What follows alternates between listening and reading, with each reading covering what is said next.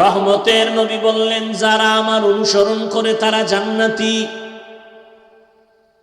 কথা বিপরীত দাঁড়ায়, যারা অনুসরণ করে না তারা জাহান্নামী। কিন্তু নবী এটা বলেন নাই। নবী বলছেন, যারা আমার বিরোধিতা করবে তারা জাহান্নামী। এখান থেকে কি বুঝলেন? অনেক কিছু বুঝার আছে। কয় কি? কয় যারা নবীর আদর্শ মতো চলে না এদেরকে জাহান্নামী বলা যাবে না।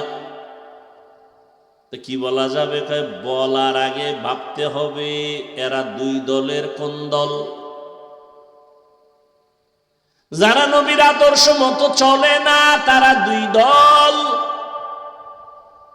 আজীবনের জন্য কথাটা মনে রাখো হে যুবক, যারা নবীর আদর্শ মতো চলে না তারা কয় দল?